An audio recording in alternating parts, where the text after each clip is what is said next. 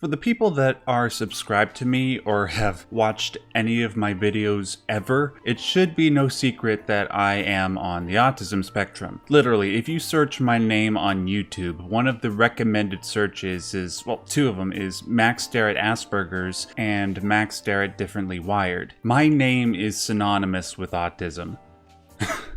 Now watch, somebody's gonna clip that sentence and take it out of context. Anyways, because of all of that, I had some of my online friends send me this video called "Do All Autistic People Think the Same?" They thought I would find it interesting, and they know me so well because I did find it interesting. So interesting that I figured I would halt my normal production schedule and do a video response. In case you guys haven't watched it, this YouTube channel called Jubilee has nearly 5 million subscribers, and they got together 7 people who have either been medically diagnosed as having autism or self-identify for whatever reason. The people over at Jubilee asked these 7 people whether they agree or disagree with certain statements about the autistic community, and we got to see how they responded in order to, of course, determine whether all autistic people think the same. Now, of course, nobody from any group thinks the same. Even if there are a bunch of people gathered under the same political or religious or whatever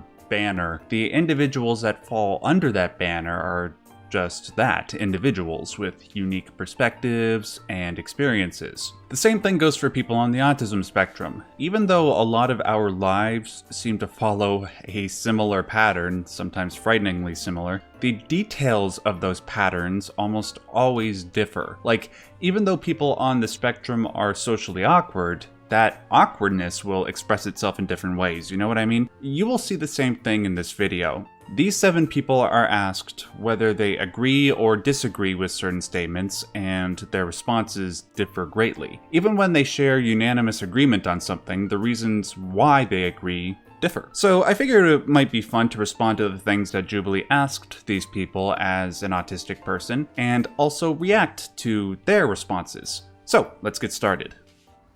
I consider the term special offensive. 3, 2, 1, go.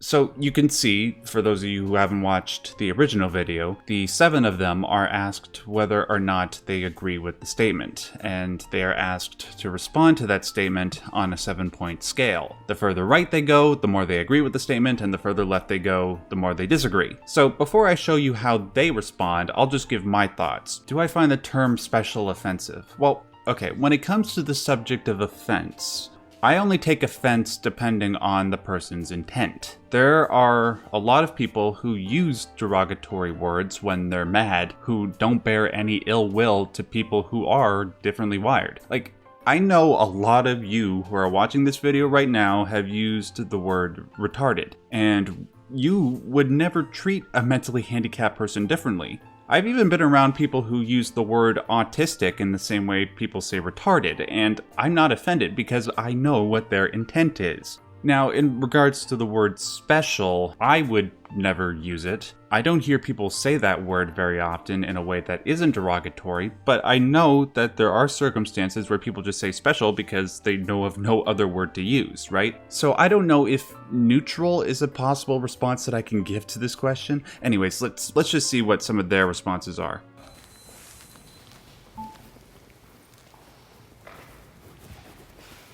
Yeah, see, this is sort of reflective with what I said. 2 people disagree, and 3 people somewhat agree, and the cute goth girl was sort of torn between agree and somewhat agree. I agree a lot. The word special can mean pretty much anything. It's just the way that people take it, and I don't think that's fair. I feel like it can make neurotypical people feel better, like it's like the right word to say, and like it just sounds nicer to them, but in reality I think it's just more offensive.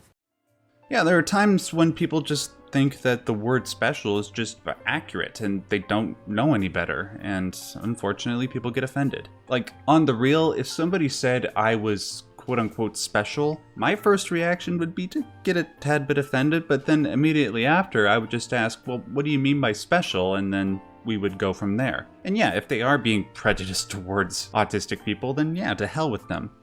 I have trouble making friends. 3, 2, 1, go.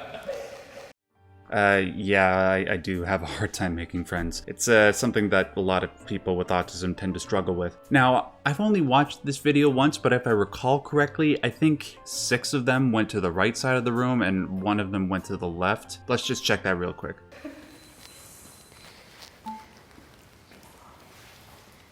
Okay, so I was slightly wrong. 2 of them went to the left, and why did I think the other 5 went further to the right? Anyways, I don't know, maybe I'm just projecting. I honestly don't have trouble making friends. I talk to everyone I meet, and everyone I meet I kind of make friends with. I don't know, it just comes naturally to me. I just say, hey, let's be friends, and they're like, yeah, and it happens. Yeah, so even though I remembered the results incorrectly, even I know there are people who are autistic that make friends easily. Even though people on the spectrum tend towards social awkwardness and isolationism, like yours truly, it's not a universal thing. That's why it's called a spectrum, you know? This kid right here, we all knew this type of guy in high school, right? He has that sort of carefree, bubbly charisma that you're just drawn to. Everybody loves that guy. You can be that while also having autistic symptoms, and he's clear proof of that. You know, people believe that Abraham Lincoln was autistic, and a lot of people view him as the greatest president of the United States ever, and that's partly likely because he presented himself in a way that people liked. Well, I guess for me, it's just, I also have social anxiety, so it's never been easy for me to make friends, but sometimes I just feel better being by myself and doing my own thing, and when you go out and you meet people, you have to really push yourself to, you know, to know what to say and to know what not to do, and you don't stim and stuff like that, so it's just harder to go out and have that whole mental energy put towards that when you can just be yourself by yourself. But I do have some friends, so that's why I'm here, not there. Yeah, pretty much what she just said sums up my state of being. Putting forward that amount of mental energy in social situations becomes too much, way too often for me. And like her, I too have social anxiety, so mixing autism and social anxiety together is a recipe for some really bad times. However, like she said, I too have people that I talk to regularly and who I love dearly, so even people like me, we're not total hermits, you know? Being diagnosed with autism helped me understand myself more. Yes. When I was diagnosed, it was like a tidal wave of relief hit me. It just validated all the things I had been feeling for years. 3, 2, 1, go.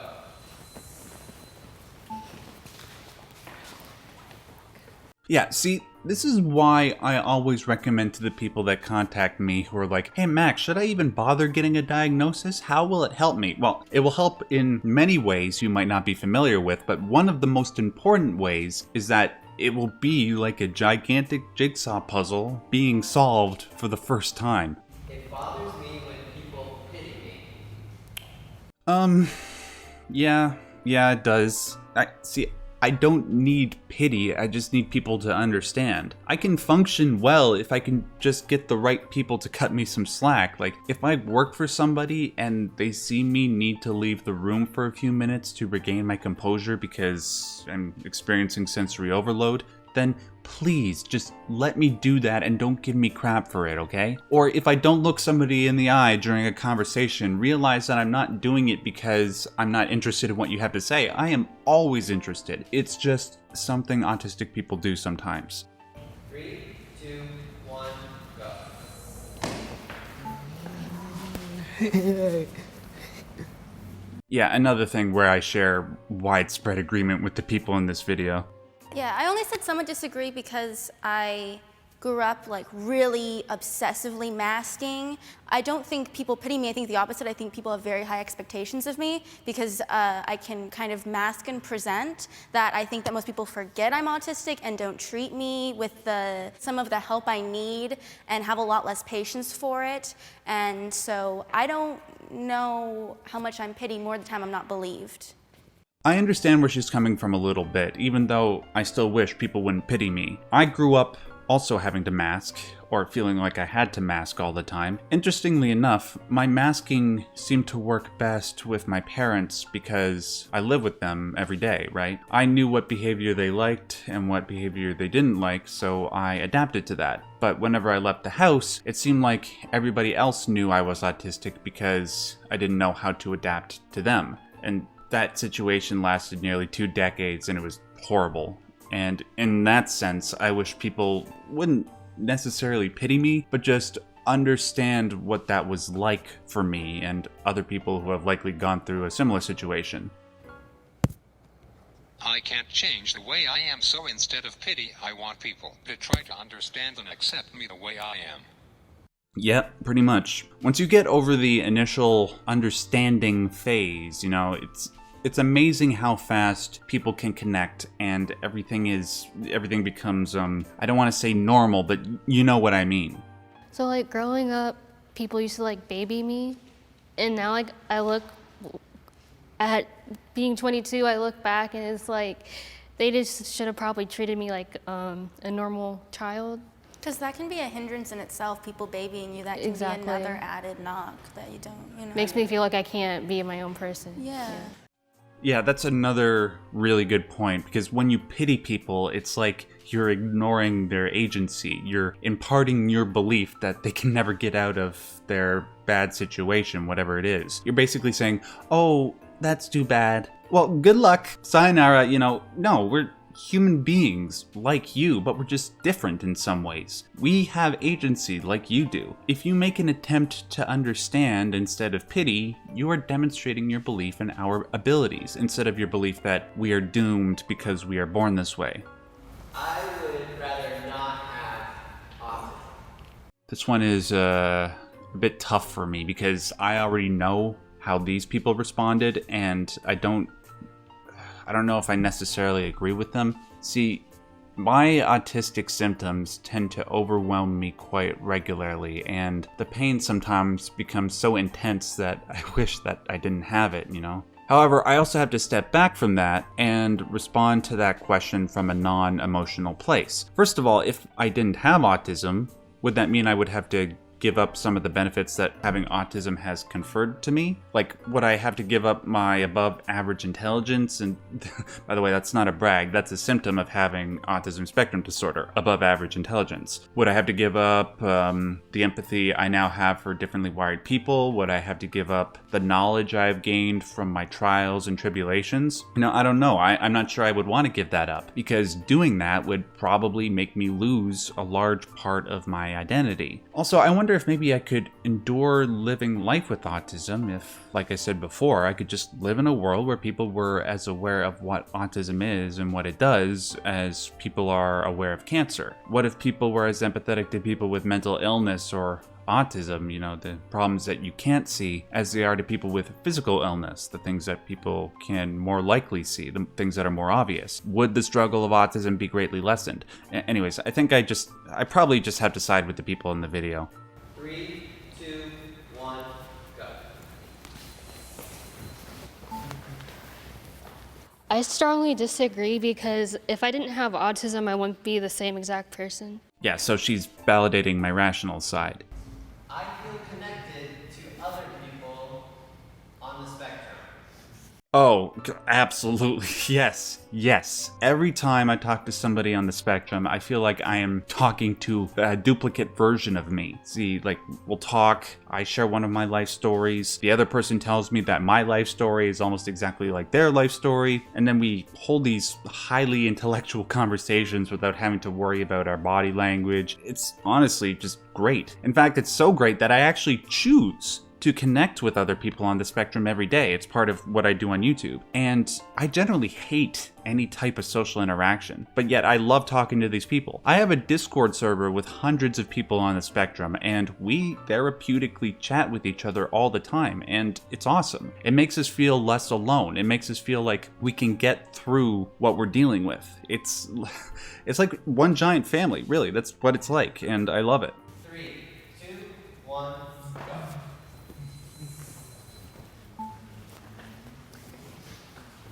Let's go in here. I do agree. It's like, although we have different stories about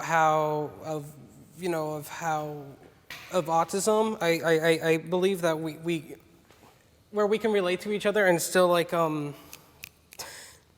Have different perspectives? yeah, exactly. Because it's like, I feel like, and especially right now, it's like we spread apart because, you know, we're scared to say that we're autistic. But I believe that we need to start to group together and start to educate people and, you know. I've noticed a rise in communities online Yeah, for autism. neurodiversity and stuff Yeah. like that, so. Yeah, they're both right. Like I just said with my Discord server, I'm trying to create those communities where like-minded people can build those connections and develop support mechanisms for themselves and for each other. Like I said, one giant family, right? By gathering under that one banner of autism, we can become aware of how autism manifests in so many different ways and advocate for each other, and thus make a better world for all of us, you know? So I hope you all enjoyed this video. I sort of smacked it all together really quickly because, you know, the video only came out last Wednesday, the original one that is. But I felt it was important enough to discuss, to respond to. Make sure you go and watch the full video that Jubilee put out, by the way. There were a lot of responses that I did not include in this video for the sake of time, but also because I want you guys to go and watch the original and thank the creators over at Jubilee for doing it in the first place. By the way, while I have you, if you are looking for more autism-related content, make sure to check out my series called The Truth About Asperger's Syndrome. I'll link to it on the screen right now. I've gotten a lot of positive feedback from that series, with hundreds of people who are on the spectrum telling me that I'm basically describing their entire life with those videos. And also, you know, don't forget to like, share, and subscribe. That really helps me out. And until next time, I just want to remind you all, stay yellow.